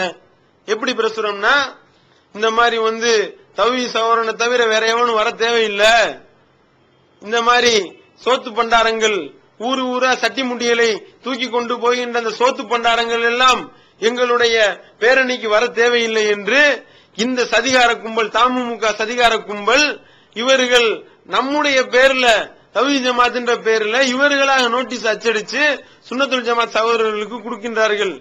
அதை சொன்னோம். அதே மாதிரி அதை குற்றச்சாட்டாக எழுப்பினோம். இந்த மாதிரி துண்டு பிரசுரம் போட்டியே, தவ்ஹீதுக்கு எதிராக போட்டியே, அதே மாதிரி இந்த குழந்தை பேரணிக்கு முஸ்லிம்களுடைய உரிமையை பெறுவதற்காக நடத்தப்படுகின்ற இந்த பேரணியை சீர்குலைப்பதற்காக இந்த வேலை செஞ்சியா இல்லையா என்று நாம் கேள்வி எழுப்பியிருந்தோம். அதுக்கு இந்த சில்லறை பதில் கேள்வி கேட்குது. எப்படி கேள்வி கேட்கிறாருன்னா, துண்டு பிரசுரம் போட்டார்ல, துண்டு பிரசுரம் போட்டது உண்மைதான் என்று ஒப்புக்கொள்கின்றார். அதுல தமுக இவ்வளவு நாள் தமுக நாங்க துண்டு பிரசுரம் போடலன்னு சொல்லி சப்பக்கட்டு கட்டி கொண்டிருந்தார்கள், உண்மையை மறைத்துக் கொண்டிருந்தார்கள். இந்த சில்லறை ஒப்புக்கொண்டு விட்டது. துண்டு பிரசுரம் போட்ட இவர்களை நீங்கள் மன்னிக்க மாட்டீர்கள், அதே நேரத்தில் குண்டு வைக்க போறதாக செய்தி வாசித்த, குழந்தை பேரணில குண்டு வைக்க போறாங்கன்னு செய்தி வாசித்த டிவிய நீங்க மன்னிச்சிருவீங்களா? அந்த தயாநிதிக்கு ஓட்டு கேட்பீங்களா? அப்படின்னு ஒரு சில்லறைத்தனமான கேள்வியை கேட்கின்றார். இந்த துண்டு பிரசுரம் போட்டதும் குண்டு வைப்பதாக புரளியை கிளப்பியதும் யார்? என்ன ஒரு இயக்கமா நடத்தினா, என்ன வகையா வருது வானத்திலிருந்து? இவர்கள், இந்த சதிகாரர்கள் தான் குண்டு வைத்திருப்பதாக சொல்லி பொய் தகவலை கொடுத்தார்கள். இந்த சதிகாரர்கள் தான் ரயில் நிலையங்களுக்கு லெட்டரை அனுப்பினார்கள் என்ற குற்றச்சாட்டு நம்ம ஏற்கனவே வைத்திருக்கின்றோம். அப்படி இருக்கின்ற நிலையில இந்த சதிகாரர்கள் கொடுத்த நியூஸ் வாசிச்சான். சன் டிவி எந்த நியூஸ் கொடுக்கிற நியூஸ் அவன் வாசிப்பான். நியூஸ் அவனுக்கு என்ன வகையா வந்து கொண்டிருக்கின்றது. இப்ப இவன் முழு முதற் காரணம் சன் டிவி நியூஸ் வாசிக்கிறதுக்கும் இந்த சதிகார கும்பல் தான் காரணம். அதை மக்கள் விளங்கிக் கொள்ள வேண்டும். அந்த விஷயத்தை மறைத்துவிட்டு இவர் விஷயத்தை திசை திருப்ப பார்க்கின்றார். குண்டு வைத்தவன் துண்டு பிரசுரம் போட்டவன மன்னிக்க மாட்டீங்க, குண்டு வைக்கணும்னு சொன்னவன மன்னிச்சிட்டீங்களா என்று கேட்கின்றார். அப்பொழுது சன் டிவியை எதிர்த்து போராட்டம் நடத்தினோமா இல்லையா? இந்த செய்தியை வாசித்ததாலும் குழந்தை பேரணியை பிளாஷ் பண்ணாதாலும் நாம அதை கண்டித்து நடத்தினோமா இல்லையா? தவறு யார் செய்தாலும் கண்டிக்குவோம். அதே நேரத்தில் இடஒதுக்கீடு என்று ஒன்றை வழங்கிவிட்ட காரணத்தினால் அதுக்கு முன்னாடி செஞ்சதையெல்லாம் நம்ம மறந்துடுவோம்னு சொன்னோம். அதுக்காக இப்பொழுது நம்ம திமுகவை ஆதரிக்கிறோமே தவிர உங்களை மாதிரி மானம் கெட்டு போய் இதே மாதிரி சுனாமி திருடன் கார் திருடன் நீங்க சொன்னதையும் நீங்க மறந்துட்டு மன்மத ராசா மைனர் குஞ்சுன்னு சொன்னது அவர் மறந்துட்டு ரெண்டு பேரும் ஒரே மேடையில் ஏறினீங்களே, மானத்தை இழந்து விட்டு ஏறினீர்களே, அந்த மாதிரி நாங்க ஏற மாட்டோம். செஞ்ச தவறை சுட்டி காட்டுவோம், அதற்கு பிரயாச்சித்தம் சேர்ந்தால் சேர்ந்து கொள்வோம். இதுதான் எங்களுடைய நிலை என்பதை இந்த சில்லறைக்கு பதிலாக சொல்லிக் கொள்கின்றோம். அடுத்து இந்த சில்லறை ஒரு சில்லறைத்தனமான கேள்வி, ரொம்ப பயங்கரமா நக்கலா. ஒருத்தர் கேட்டாராம், என்னையா நீலாம் இந்த மாதிரி வந்துகிட்டு ஆதரவு தெரிவிக்கிற, வெங்கல பயல்களுக்கு ஆதரவு தெரிவிக்கிற, அண்ணனை பாரியா 1000 கோடிக்கு மேல வச்சிருக்கிற ஆளதான் என் அண்ணன் ஆதரிப்பாரு. ரித்தீஸ பாரு, அவரை பாரு, இவரை பாரு, தயாநிதி மாறனை பாரு, ரித்தீஸ பாரு, இவரெல்லாம் 1000 கோடிக்கு மேல உள்ள ஆளுதான் என் அண்ணன் ஆதரிப்பாரு அப்படின்னு சொல்லி இவருடைய சகோதரர் நம்ம நண்பர் ஒருத்தவர் கேட்டாராம். நான் கேக்குறேன், உண்மையிலேயே மண்டையில மசாலா இருக்கா இல்லையா? இவங்களுக்கு 40 தொகுதியில 8 தொகுதிக்கு இந்த ஒண்ணுமில்லாத வெங்கல பயல்கள் நீங்க சொல்றீங்களே, அவர்களை நீங்கள் ஆதரிப்பதாக இருந்தால் மீதம் 32 தொகுதி இருக்க. மதுரையில அழகிரியை நாங்கள் ஆதரிக்கின்றோம் அப்படின்னு பொய்யன் டிஜே காரர்கள் பத்திரிகையில அறிக்கை விட்டீர்களே, மூக்க அழகிரி ஒண்ணுமே இல்லாதவரா? ஏதாவது ஒரு வாதம் வச்சா ஏதாவது ஒரு சொல்லி கேவலப்படுத்தணும். ஏதாவது ஒரு வாதம்னு சொல்லி ரொம்ப வெயிட்டான வாதம் மாதிரி ஒரு வெங்கலத்தனமான ஒரு வாதத்தை அவர் வைக்கிறாரு. மேடையில் உள்ள ஆளாவது கிறுக்குத்தனமா உலகாதப்பா, இந்த வாதம்லாம் நமக்கு உடன்பாடு இல்லாத வாதம்ப்பா என்று சொன்னாரா? அதை பிடிச்சி சட்டையை பிடிச்சி இழுத்து உட்காருப்பா என்று உட்கார வைத்திருக்கலாமா இல்லையா? அதுவும் இல்ல. அதுல இந்த நிகழ்ச்சியும் ஒன்சும் ஒரு வேற. எந்த அளவிற்கு இவர்கள் மிக தரம் கெட்டு மிக தரம் தாழ்ந்த நிலையில போயிட்டாங்க அப்படின்றதையும் பார்க்கணும். அதே நேரத்தில் இவங்க வெங்கல பயல்னு சொல்றாங்களே, அவராது வெங்கல பயலா இருக்காரா அப்படின்னு பார்த்தா ஜவாஹிர்லாவுடைய சொத்து மதிப்பு 70 லட்சத்துக்கு மேலன்னு அவர் எழுதி கொடுத்திருக்காரு. வேட்புமனு தாக்கலுடைய அந்த டீடைல்ஸ்ல 70 லட்சத்துக்கு மேல அவர் குறிப்பிட்டு காட்டியிருக்காரு. அதே மாதிரி நீங்களே சொன்னீங்களே ஹைதர் அலி, இவர் ஒண்ணும் இல்லாதவரா, ஒரு ரெஸ்டாரண்ட் வச்சு நடத்துறாரு, ரியல் எஸ்டேட்ல பணம் போட்டிருக்காரு. ஹைதர் அலி வெங்கல பயலா? அப்போ உங்களுடைய பார்வையில அப்போ கிட்டத்தட்ட 1 கோடி நெருக்கி காசு வச்சிருக்கிற ஆளுகள்லாம் உங்களுடைய பார்வையில வெங்கல பயல்கள்னு எங்களை திட்டணும்ன்ற ஒரே காரணமே தவிர வேற எந்த காரணமும் இல்லை என்பது இந்த வெங்கலத்தனமான வாதம் வெட்ட வெளிச்சமாக்கி காட்டுகின்றது. அதுக்கு அடுத்தபடியா இன்னொரு கேள்வி கேட்கிறார். நீங்க இப்ப திமுகவை ஆதரிக்கிறீங்களே, இதுக்கு முன்னாடி என்ன சொன்னீங்க? திமுக வெள்ளை அறிக்கையை வெளியிட்டால்தான் நாங்கள் திமுகவை ஆதரிப்போம் அப்படின்னு நீங்க சொல்லிட்டு இப்ப நீங்க ஆதரிக்கிறீங்களே, திமுக என்ன வெள்ளை அறிக்கை வெளியிட்டாங்களா? எப்படி நீங்க ஆதரிச்சீங்க அப்படின்னு ஒரு பயங்கரமான ஒரு கேள்வி எழுப்புறாரு. நாம என்ன திமுகவிடத்துல கலைஞரிடத்துல நேரடியா என்ன கோரிக்கை வச்சோம், அவர் என்ன பதில் லெட்டர் கொடுத்தாரு, இவ்வளவு விஷயத்தையும் தெளிவா தெரிஞ்சு வச்சுக்கிட்டு இந்த ஒரு விளங்காத ஒரு மூளை வறண்ட ஒரு கேள்வியை இவர் எழுப்புகின்றார். நாம என்ன வச்சோம்? வெள்ளை அறிக்கை வெளியிடணும்னு சொன்ன உண்மைதான். அதே நேரத்தில் கலைஞர்கிட்ட நேரடியா கலைஞர் கூப்பிட்டாரே பார்க்கணும்னு சந்திக்க வர சொன்னாரே, அப்ப நேரடியா கலைஞர்கிட்ட போய் என்ன சொன்னோம்? நீங்கள் இதையெல்லாம் ஏற்கனவே நடந்த துரோகம் நடந்து விட்டது என்று ஒப்புக்கொண்டிருக்கின்றீர்கள். இடஒதுக்கீடு சட்டம் நடைமுறைப்படுத்தப்பட்டதில் இருந்து நீங்கள் சரி செய்வோம் என்று சொன்ன அந்த சில மாதங்கள், ஒரு 6-7 மாதங்களுக்கு இடையில வெளிவந்துவிட்டது தவறான வாதங்களும் தக்க பதில்களும். சகோதரர் PJ அவர்கள் உரையாற்றிய ரமலான் மாத தொடர் சொற்பொழிவு. மறைவான ஞானம் அல்லாஹ்வை தவிர வேறு யாருக்கும் உண்டா? சத்தியம் எது, அசத்தியம் எது? இறந்தவர்களால் செவியேற்க முடியுமா? நபிமார்களுக்கு இறைவன் வழங்கியதையன்றி வேறு ஏதும் மறைவான ஞானங்கள் உண்டா? தர்கா, தரீகா வழிபாடுகள் சரியா? மனிதன் கடவுளாகி விட முடியுமா? தவறான கொள்கையில் இருப்பவர்களின் வாதங்களுக்கு குர்ஆன் ஹதீஸ் அடிப்படையில் அடுக்கடுக்கான தெளிவான சான்றுகளுடன் தக்க பதில்கள் 5 DVDக்களாக விலை ரூபாய் 150 மட்டுமே. கிடைக்கும் இடம் TNTJ வீடியோ விஷன், நம்பர் 30, அரண்மனைக்காரன் தெரு, மண்ணடி, சென்னை 1, செல் 9500168989. TNTJ வீடியோ விஷன், TNTJவின் மார்க்க விளக்க குறுந்தகடுகள் BJ சம்சுல்லுஹா, MI Sulaiman, MS Sulaiman, Althafi மற்றும் மார்க்க அறிஞர்களின் உரைகள் அடங்கிய CDக்கள் வெறும் ரூபாய் 20 மட்டுமே. கடந்த ரமலானில் சகோதரர் BJ அவர்கள் ஆற்றிய இஸ்லாம் கூறும் பொருளியல் தொடர் சொற்பொழிவு கிட்டத்தட்ட 27 மணி நேர நிகழ்ச்சி 3 DVDகளில் விலை ரூபாய் 75 மட்டுமே. மொத்த விற்பனையாளர்களுக்கு கழிவுகள் உண்டு. கிடைக்கும் இடம் TNTJ வீடியோ விஷன், நம்பர் 30, அரண்மனைக்காரன் தெரு, மண்ணடி, சென்னை 1. நீங்கள் போட்ட பணி நியமன இடங்கள்ல முஸ்லிம்களுக்கு சரியான பிரதிநிதித்துவம் கிடைக்காமல் இருக்கின்றது. அதை சரி செய்வோம், செய்து தருவோம் என்று நீங்கள் எழுத்துப்பூர்வமாக உறுதிமொழி தருவீர்களேயானால் உங்களை நாங்கள் ஆதரிப்போம், தீவிர பிரச்சாரம் செய்வோம், இல்லையென்றால் தார்மீக ஆதரவு என்று சொன்னோம். அதுக்கு அவர்களுடைய தரப்பிலிருந்து தெளிவாக கடிதம் வந்திருக்கின்றது. அப்படி வந்ததுனாலதான் தீவிரமா ஆதரிக்கிறோமே ஒழிய வெள்ளை அறிக்கையை விட இது, அதாவது மினிஸ்டர் ஒயிட் அறிக்கைன்னு சொல்லலாம், பியூர் வெள்ளை அறிக்கை. ஒரு இன்னனாலதான் நாங்க போட்டிருக்கோம் அந்த லிஸ்டை விட நாங்கள் விடுபட்டதை சரி செய்வோம் அப்படின்னு ஒரு அரசாங்கத்திலிருந்து ஒரு லெட்டரை வாங்குறோம்னா வாங்கிட்டு தான் நாங்கள் ஆதரித்தோம், திமுகவை ஆதரித்திருக்கின்றோம். சரி, எங்களுக்கு லெட்டர் கொடுத்தாரு கலைஞர், சரி செய்வோம்னு லெட்டர் கொடுத்திருக்காரு, அதனால நாங்க ஆதரிக்கிறோம். வெள்ளை அறிக்கை வாங்குனீங்களான்னு அப்படின்னு கேக்குறீங்கல்ல, நீங்க கலைஞர் ஆதரிக்கிறீங்களே, மற்ற 40 தொகுதியில 8 தொகுதிக்கு ஒரு குறிப்பிட்ட ஆளுநருக்கு ஆதரவு சொல்லிட்டு மீதி 32 தொகுதியில கலைஞருக்கு ஆதரவு, கலைஞருடைய கூட்டணிக்கு ஆதரவுன்னு சொல்றீங்களே, நீங்க என்ன அறிக்கை வாங்குனீங்க அவர்கிட்ட இருந்து? வெள்ளை அறிக்கை நீங்க என்ன ப்ளூ அறிக்கை வாங்குனீங்க, இல்ல மஞ்சள் அறிக்கை வாங்கியிருக்கீங்களா? இப்ப உங்களுக்கே தெரியுது அவர் சரி செய்வேன்னு சொல்லி இருக்கின்றார். அந்த அடிப்படையில தான் நாங்கள் ஆதரவு அளிக்கின்றோம் என்பதை தெரிந்து கொண்டே இந்த வரட்டுவாதத்தை கேட்டால் இது மக்களை திசை திருப்புற முயற்சியா இல்லையா?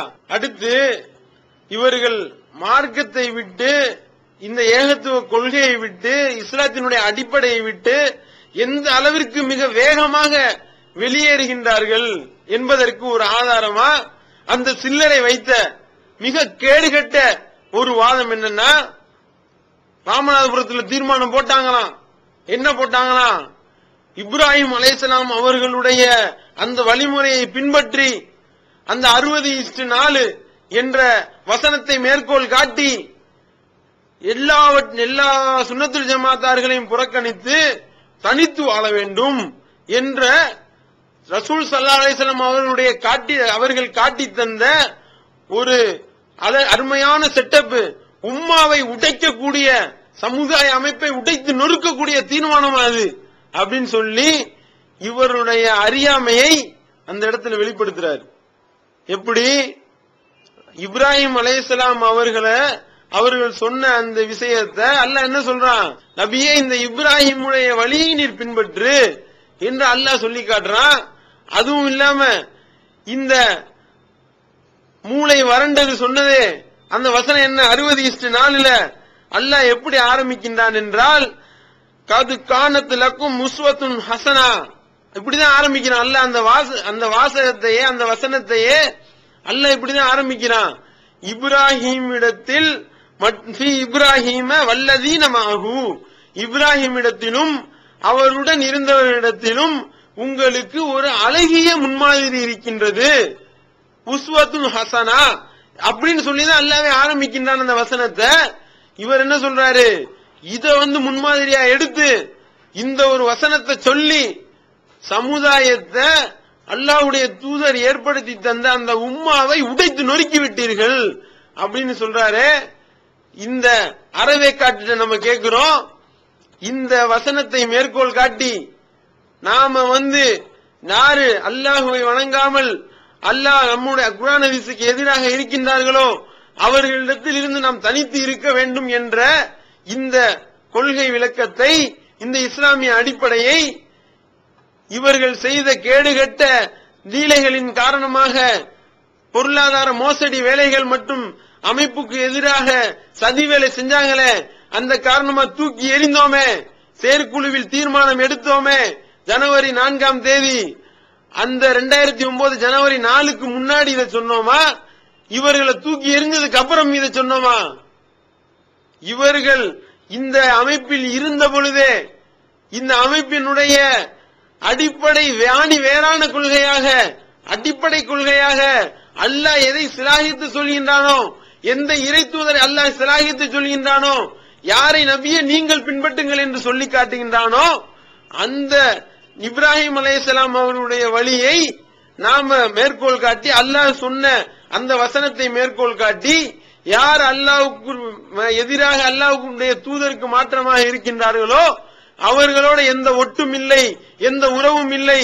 அவர்களுக்கும் நமக்கும் மத்தியில எப்படி இப்ராஹிம் அலைஹிஸ்ஸலாம் சொன்னார்களோ, உங்களை விட்டும் நாங்கள் விலகிக் கொண்டோம், உங்களை நாங்கள் மறுக்கின்றோம், அல்லாஹ்வை மட்டும் நீங்கள் வணங்கும் வரை உங்களுக்கும் எங்களுக்கும் இடையே பகைமையும் வெறுப்பையும் தவிர வேறொன்றும் இல்லைன்னு எப்படி இப்ராஹிம் அலைஹிஸ்ஸலாம் அவர்கள் சொன்னார்களோ, அதை போன்று நாங்க அல்லாஹ்வுக்காக நேசிப்போம், ஒருவரை வெறுத்தால் அல்லாஹ்வுக்காக வெறுப்போம் என்ற இந்த சட்டத்தை நம்ம இப்பயா சொன்னோம்?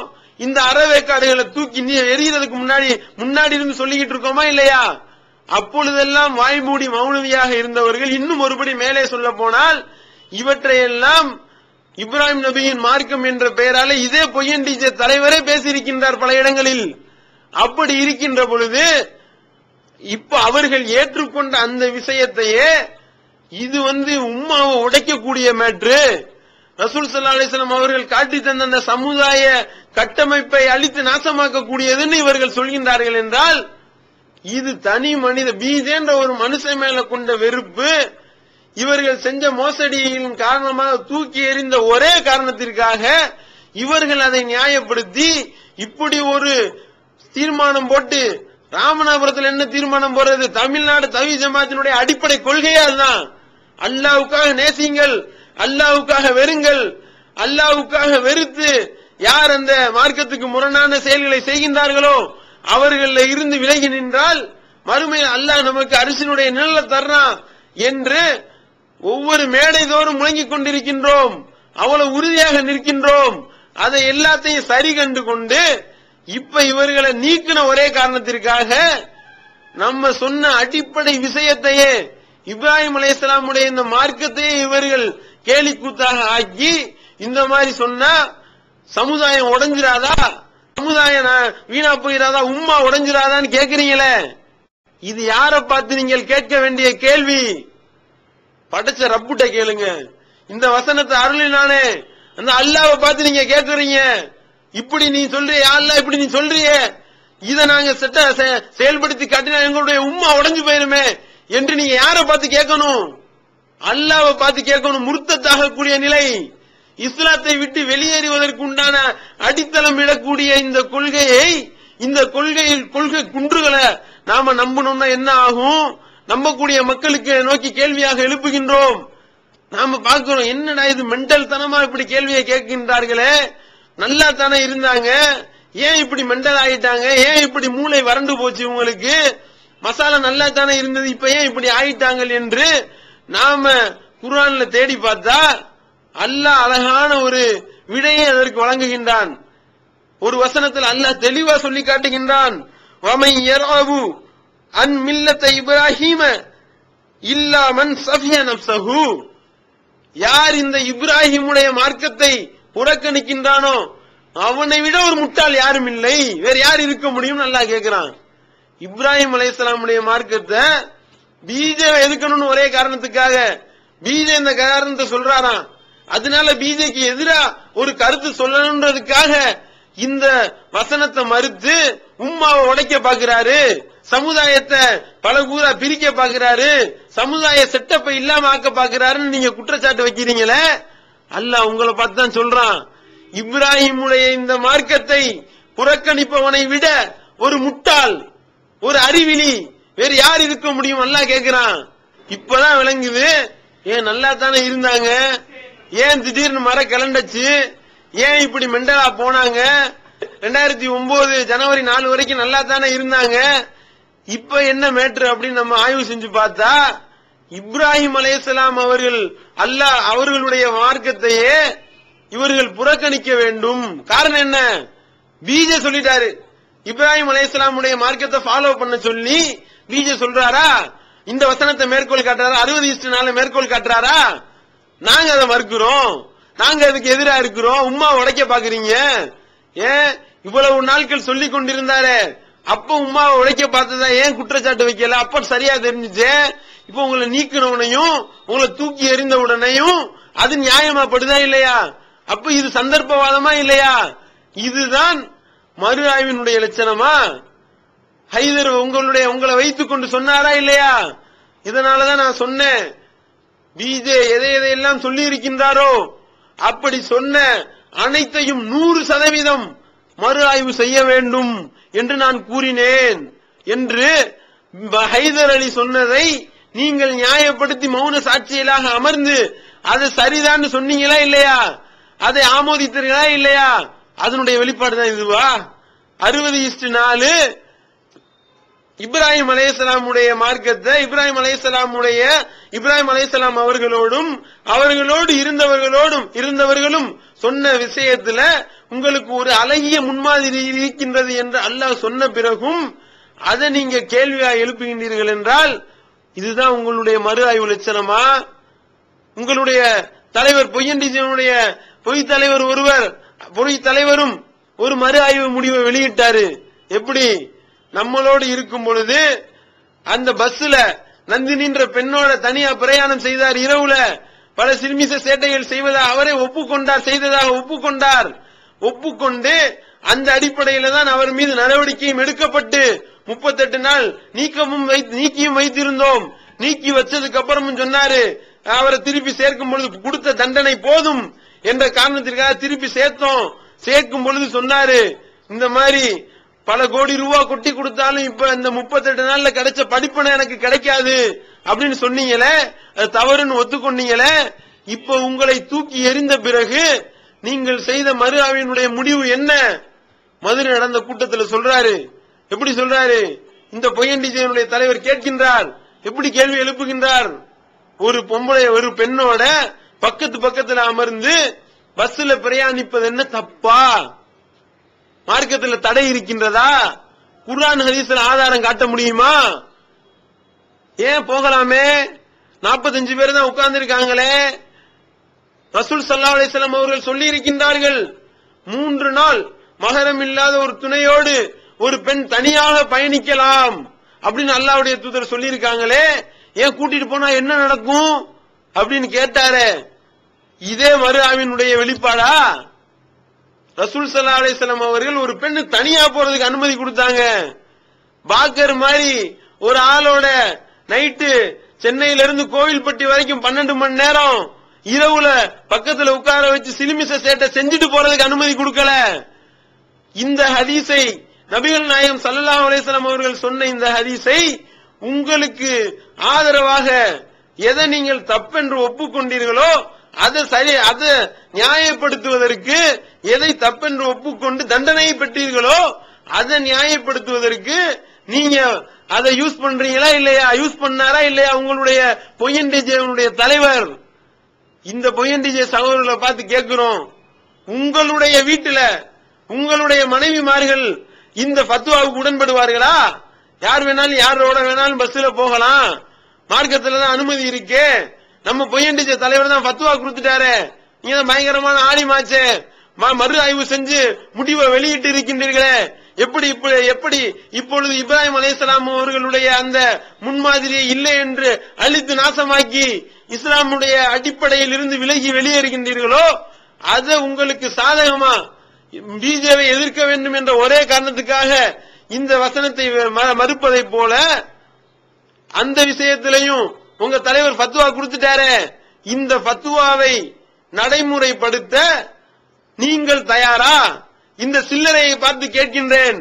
இந்த சில்லறைகள் அவருக்கு ஆதரவாக பேசுகின்றீர்களே, அவர்களை பார்த்து கேட்கின்றேன், உங்களுடைய குடும்பத்தில் நீங்க நடைமுறைப்படுத்துவீர்களா? அவர் சொன்ன ஃபத்வாவை யாரோட வேணாலும் போகலாம் என்ற ஃபத்வாவை பஸ்ல 45 பேர் தானே இருக்கா, நைட்டு போனா என்ன தெரியும் என்று கேட்டாரு. உணர்வு முஸ்லிம் சமுதாயத்தின் நம்பர் 1 தமிழ் வார இதழ். ஒருங்கி கிடந்த முஸ்லிம்களின் உணர்வுகளை தட்டி எழுப்புவதற்கு 13 ஆண்டுகால வரலாற்று சாதனை படைத்த ஒரே இதழ் உணர்வு. செய்திகளின் நடுநிலைமை, விமர்சனங்களின் நேர்மை, சமுதாய செய்திகளுக்கு முன்னுரிமை, இஸ்லாத்தின் எதிரிகளை அடையாளம் காட்டுதல், அரசியல், ஆன்மீகம் பற்றிய கேள்விகளுக்கு ஆணித்தரமான பதில்கள், ஆய்வு கட்டுரைகள், பல சுவையான அம்சங்களுடன் வெளிவரும் உணர்வின் வாசக சமுத்திரத்தில் நீங்களும் சங்கமமாகுங்கள். ஆண்டு சந்தா உள்நாடு ரூபாய் 400, வெளிநாடு ரூபாய் 2300, தனி இதழ் ரூபாய் 8. உங்கள் டிராஃப்ட்களை Muslim media trust number 7 Vadamaraikka street 2nd floor Mannadi Chennai 1 என்ற முகவரிக்கு அனுப்பி வையுங்கள். ஈகத்துவம் ஓரிரை கொள்கையை விளக்கும் ஒப்பற்ற மாத இதழ். பிஜே, எம்.ஐ. சுலைமான், ஷம்சுல்லுஹா, இன்னும் பல சிறந்த அறிஞர்களின் கருத்து கருவூலங்கள், இன்னும் பல சிறந்த அம்சங்களுடன் வெளிவரும் ஈகத்துவம் இதழை படித்து உங்கள் மார்க்க அறிவை வளர்த்துக் கொள்ளுங்கள். ஆண்டு சந்தா உள்நாடு 100 ரூபாய், வெளிநாடு 400 ரூபாய், தனி இதழ் 9 ரூபாய். உங்கள் டிராஃப்ட்களை ஏகத்துவம் இலக்கம் 30 அரண்மனைக்காரன் தெரு மண்ணடி சென்னை 1 என்ற முகவரிக்கு அனுப்பி வையுங்கள். மகளிருக்கு வழிகாட்டும் மாத இதழ் தீன்குல பெண்மணி. தமிழ்நாடு தவ்ஹீத் ஜமாத்தின் மேற்பார்வையில் முஸ்லிம் பெண்களுக்கான இல்லற கடமைகள், மருத்துவ பகுதி, சிறுவர் பகுதி, திருமண தகவல் பகுதி, ஹதீஸ் திறனாய்வு போட்டி மற்றும் பல சுவையான அம்சங்களுடன் வெளிவரும் முஸ்லிம் பெண்களுக்கான முழுமையான மாத இதழ் தீன்குல பெண்மணி. ஆண்டு சந்தா உள்நாடு 100 ரூபாய், வெளிநாடு 400 ரூபாய், தனி இதழ் 9 ரூபாய். உங்கள் MODDகளை எடுத்து அனுப்ப வேண்டிய முகவரி தீன்குல பெண்மணி, நம்பர் 30, அரண்மனைக்காரன் தெரு, மண்ணடி, சென்னை 1. அத நீங்கள் நியாயப்படுத்துவீர்களா? நன்றாக யோசித்து பாருங்கள். இதுல என்ன விஷயம்? பிஜே என்ற தனி மனிதன் சொல்லக்கூடிய அந்த கருத்து, அதை எதுக்கணும். அந்த எதுக்கணும்ன்ற ஒரே காரணத்தை தவிர இதுல வேற எந்த விஷயமும் இல்லை அப்படின்றத இந்த 60:4 வசனத்தை மறுப்பதிலிருந்து நீங்கள் அழகாக விளங்கிக் கொள்ளலாம். இப்ராஹிம் அலைஹிஸ்ஸலாம் அவர்களுடைய வழியை புறக்கணிக்கணும் அப்படின்ற இவர்களுடைய முடிவு மூலமா இவர்கள் இஸ்லாத்தினுடைய அடிப்படையை மறுக்கக்கூடிய அளவிற்கு இவர்கள் ஆளாகிவிட்டார்கள் என்பதை தெளிவா தெளிவுபடுத்திட்டு அந்த சிலரை இன்னொரு கேள்வியை கேட்கிறாரு.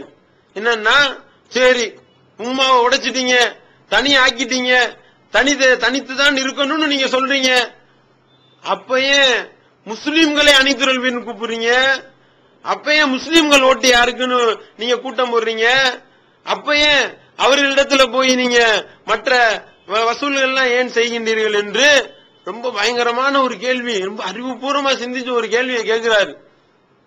இதற்கு பல நிலைகளில் இந்த கேள்வியை கேட்கப்பட்டு 2006 முஸ்லிம்களே அணிதிரள்வீர்னு போட்டோம்ல, குழந்தையில பேரை நடத்தும் பொழுது கூப்பிட்டோம்ல, அப்பயே இந்த கேள்வி கேட்கப்பட்டுச்சு. தவ்ஹீத் ஜமாத்துன்னு சொல்லிட்டு எல்லாத்துலயும் தவ்ஹீத்வாதின்னு சொல்றீங்க, இப்ப மட்டும் முஸ்லிம்களை அணிதிரள்வீரா அப்படின்னு குராஃபிகள் நம்மை பார்த்து கேட்ட கேள்வி. அதே கேள்வி இப்பொழுது இவர் நம்மை பார்த்து கேட்கின்றார். அதுக்கு தெளிவான பதில்களை சொன்னோம். நபிகள் நாயகம் ஸல்லல்லாஹு அலைஹி வஸல்லம் அவர்களுடைய வழிமுறை எதுவோ அதைத்தான் இந்த தவ்ஹீத் ஜமாத் பின்பற்றும். அவர்கள் என்ன காட்டி தந்திருக்கின்றார்கள் என்று பார்ப்போம். நபி ஸல்லல்லாஹு அலைஹி வஸல்லம் அவர்களுடைய காலத்துல முனாஃபிக்குகள் இருந்தார்கள், நயவஞ்சகர்கள் இருந்தார்கள். அவர்கள் தங்களை முஸ்லிம்கள் சொல்லிக் கொண்டார்கள். நாங்களும் முஸ்லிம் வட்டத்தில் வருவோம் சொன்னாங்க. நாங்களும் களிமா சொல்லி இருக்கோம் பேர சொன்னார்கள். சொல்லிக் கொண்டிருந்து தான் முஸ்லீம்னு சொல்லிக் கொண்டால் அவனை நீ முஸ்லீம் இல்லை என்று யாரும் வெளியேற்ற முடியாது. நீ முஸ்லீம் கிடையாது, நீ இந்த உம்மத்தை விட்டு வெளியே போய் என்று விரட்டிவிட முடியாது. ரசூல் ஸல்லல்லாஹு அலைஹி வஸல்லம் அவர்கள் விரட்டவில்லை. இவர் இன்ன ஆரெல்லாம் முனாஃபிகள் என்று தெரிந்த பிறகும் அவர்களை முனாஃபிக்குகளையும் போருக்கு அழைத்து சென்றார்கள். அதே மாதிரி முஸ்லிம்களுக்கு போரில் பங்கு கொண்ட சஹாபாக்களுக்கு கொடுத்ததை போன்று கனிமத்து பொருட்களை பங்கிட்டார்கள், பங்கு வைத்து கொடுத்தார்கள், முஸ்லிம் தன்னை சொல்லிக் கொண்டதற்காக. அப்படிப்பட்ட நிலையில எந்த இடத்துல முஸ்லிம் என்று கொள்கை ரீதியாக பார்க்க வேண்டுமோ அந்த இடத்தில் பார்ப்போம். எந்த இடத்தில் பார்க்க தேவையில்லையோ அல்லாஹ்வுடைய தூதர் அவர்கள் காட்டித் தரவில்லையோ அந்த இடத்துல எல்லாரையும் சேர்த்துக்கொள்வோம். ஒருவன் செய்யக்கூடிய செயலின் காரணமாக இந்த குஃப்ரான செயலை நீ செய்தால் இஸ்லாத்தை விட்டு வெளியே போவாய் சொல்வோம். இந்த செயலை நீ செய்தால் இஸ்லாத்தில் இருந்து நீ முர்த்தத்தாய் வெளியே போனவனாவாய் சொல்வோம். ஆனால் குறிப்பிட்ட இந்நாளை பார்த்து நீ ஒரு காஃபிர் சொல்ல மாட்டோம். ரசூல் ஸல்லல்லாஹு அலைஹி வஸல்லம் அவர்கள் அவ்வாறு சொல்லவில்லை. முனாஃபிக்குடைய செயல்களை அல்லாஹ் தெளிவுபடுத்தினான். முனாஃபிக்குடைய அந்த தன்மைகளை பற்றி அல்லாஹ் சொல்லி காண்பித்தான். ஆனால் யாரையும் அல்லாஹ்வுடைய தூதர் முனாஃபிக்குகள் தான் முஸ்லிம் சொல்லிக் கொண்ட யாரையும் நீக்கவில்லை, உம்மத்தை விட்டு விரட்டவில்லை. போருக்கு அனுமதித்தார்கள், கனிமத்து கொடுத்தார்கள் என்ற அடிப்படையில தான் நாம தர்காவாதிகளை முஸ்லிம்கள் இந்த செயலை செஞ்சா தர்காவுக்கு நீங்கள் போனால் ஏகத்துவத்தில் இருந்து விலகி ஈமானை இழந்தவராவீர்கள் சொல்வோம். அதே நேரத்தில் அவர்களுடைய உரிமையை வென்றெடுப்பதற்காக, முஸ்லிம் சமுதாயத்தினுடைய உரிமையை வென்றெடுப்பதற்காக அவர்களையும் சேர்த்து அழைப்போம். அதே நேரத்தில் இன்னொரு விஷயத்தையும் நாம் யோசிக்க வேண்டும். முஸ்லீம் தௌஹீத்வாதிக்கு மட்டும் ஒரு சலுகையை கேட்டு தௌஹீத்வாதிக்குத்தான் இந்த சலுகை என்ற உறுதியான நிலையில ஒரு தர்காவாதியை கூப்பிட்டா, அந்த போராட்டத்தை கூப்பிட்டா, அது என்னடா இது தௌஹீத்வாதிக்கு எப்படிறா உங்களுக்கு மட்டும் கிடைக்கிறதுக்கு எப்படிறா தர்காவாதியை நீங்க கூப்பிடலாம்னு கேட்கறதுல கூட ஒரு நியாயம் இருக்குங்க. நாம இடஒதுக்கீடும் சமுதாயத்திற்கான அந்த உரிமைகளுக்காக நம்ம போராடும் பொழுது உரிமைகளை பெறுவது யார்? யார் யாரெல்லாம் முஸ்லிம் என்ற பெயரில் இருக்கின்றார்களோ அவங்களுக்கு அந்த உரிமையில பங்கு கிடைக்குமா இல்லையா? அந்த அடிப்படையில தான் முஸ்லிம்களை அணிதிரள்வீர்னு சொல்றோம். இது அல்லாஹ்வுடைய தூதர் செஞ்ச அடிப்படையில தான் செய்யறோமே ஒழிய நம்ம தன்னிச்சையா எடுத்த முடிவு கிடையாது. அதை முதலில் இந்த அரை வேக்காடுகள் தெரிந்துதான் வைத்திருந்தார்கள். அதனாலதான் முதல்ல இந்த கேள்வியை கேட்கல. இப்ப இந்த வரட்டுவாதம் வைப்பதனால் பதில் சொல்லி ஆக வேண்டி இருப்பதனால் நாம சொல்கின்றோம், அவங்கள்ட்ட போய் பல்லிழிச்சிட்டு வசூல் பண்றீங்களே அது மட்டும் கூடுமா?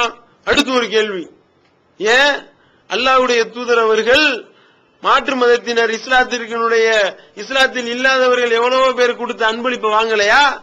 அது நமக்கு ஹலால்னு சொல்லலையா? அந்த அடிப்படையில நாம போய் கேட்போம். ஏன் நீங்க கேட்கலையா? நீங்கள் கேடு கெட்டவர்கள், நீங்கள் பாலியல் லீலைகள் செய்தவர்கள், பொருளாதார மோசடி வேலைகள் செய்தவர் சொன்ன ஒரு நபர்கிட்ட நீங்க திட்டுனா திட்டிட்டு போங்க, எங்களுக்கு காசு கொடுத்துருங்கன்னு போய் வாங்குனீங்களா இல்லையா? அப்போ நீங்கள் எதை நியாயம் என்று செய்து கொண்டிருக்கின்றீர்களோ அதிலே நீங்க செய்யறதுக்கு எதிராகவே நீங்க கேள்வி கேட்பீங்களா? உங்களுக்கு எது நியாயமா அப்படின்னு நாங்க மார்க்க அடிப்படையில் செய்கின்றோம். அல்லாஹ்வுடைய தூதர் காட்டி தந்ததாக செய்கின்றோம். அல்லாஹ் நமக்கு காட்டி தந்திருக்கின்றான் என்ற அடிப்படையில் செய்கின்றோம். ஆனால் நீங்க உங்களை எந்த அளவுக்கு தான் கேவலப்படுத்தினாலும் நீங்க எங்க மேல இருக்கிற குற்றச்சாட்டு இருக்கட்டும், நீங்க எங்களுக்கு கொடுத்துருங்கன்னு நீங்க சில பேர்ட்ட கேட்டீங்களா இல்லையா? நீங்க செய்யறது நியாயம், நாங்க குர்ஆன் ஹதீஸ் அடிப்படையில் செய்யறது தப்பா? இதை இந்த மூளை வறண்டவர்களுக்கு பதிலாக சொல்லிக் கொள்கின்றோம். அதே நேரத்தில் எந்த இடத்தில் முஸ்லீம்னு கொள்கை ரீதியாக பார்க்க வேண்டுமோ அந்த இடத்துல கொள்கை ரீதியாக தான் பார்ப்போம். அந்த இடத்துல கொள்கையை கொண்டு போய் அடமானம் வைக்க மாட்டோம். ஒரு தௌஹீத்வாதியினுடைய ஒரு குடும்பத்துல ஒரு பெண் பார்க்க வேண்டும், தௌஹீத்வாதிக்கு ஒரு பெண் தேவை, அப்போ போய் தர்காவாதியை கல்யாணம் பண்ண மாட்டோம். அப்போ ஏகத்துவத்தில் உறுதியாக இருக்கக்கூடிய இந்த உம்மத்துல ஏகத்துவத்தில் உறுதியா நிக்கக்கூடிய ஒரு பெண்ணை தான் நாங்கள் திருமணம் முடிப்போம். நீங்கள் அந்த மாதிரி தான் செய்வீங்க. அப்படி இருக்கும் பொழுது எந்த இடத்துல பார்க்கணுமோ அல்லாஹ்வுடைய தூதர் அந்த மாதிரி தான் செஞ்சாங்க. ஒரு தலைமைத்துவத்துக்கோ இமாமத் செய்யறதுக்கோ ஒரு முனாஃபியை கொண்டு வந்து நிப்பாட்டல. எந்த இடத்துல கொள்கை ரீதியாக பார்க்க வேண்டுமோ அந்த இடத்துல பார்த்தாங்க.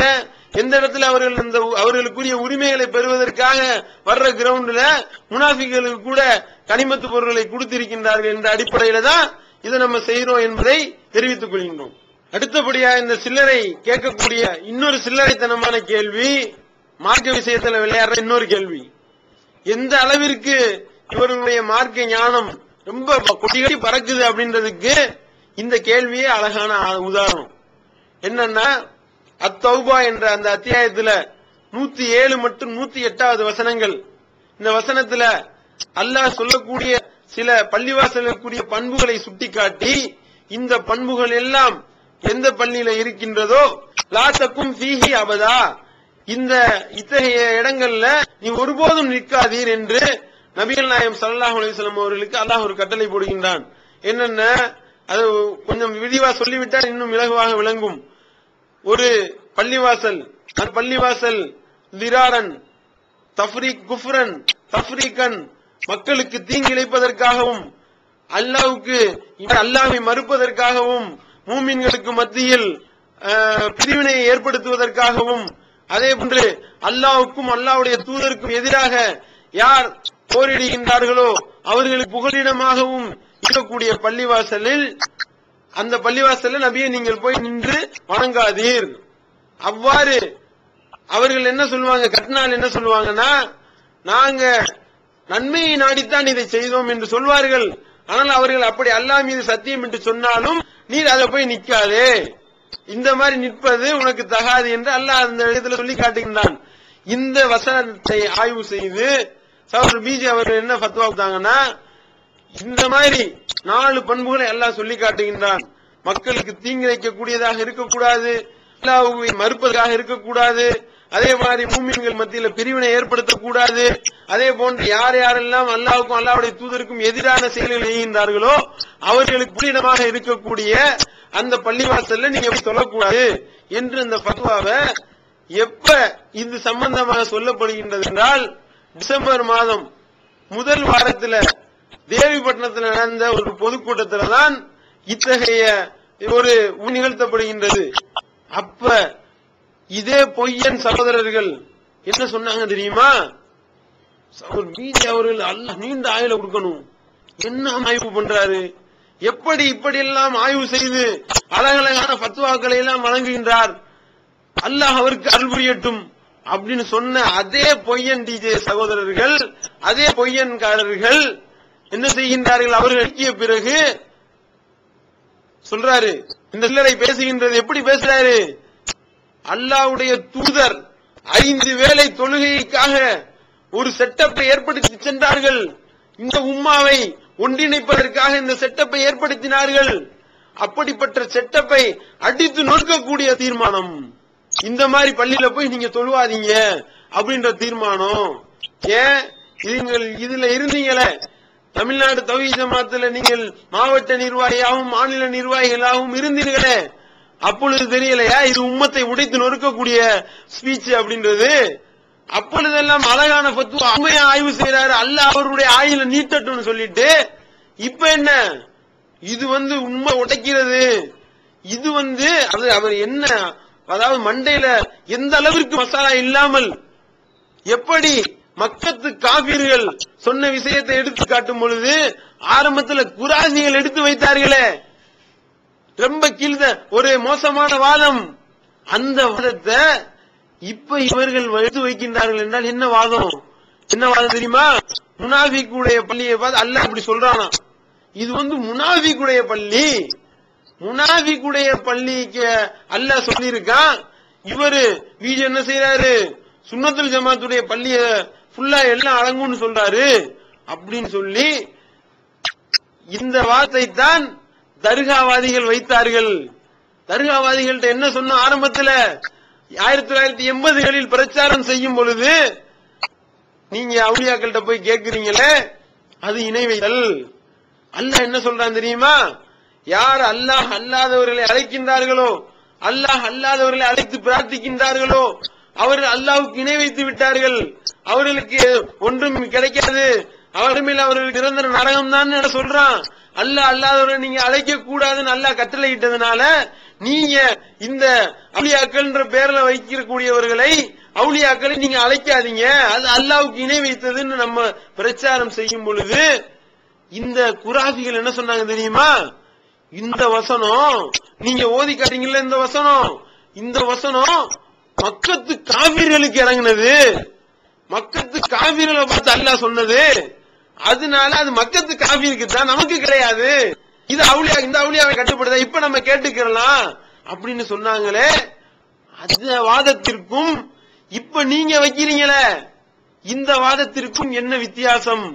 அது முனாஃபிக்குடைய பள்ளியா, முனாஃபிக்குடைய பள்ளின்றதுனால அது அந்த பள்ளிக்கு மட்டும்தான் பொருந்துமா? இப்ப உள்ள எந்த பள்ளிக்கும் பொருந்தான்?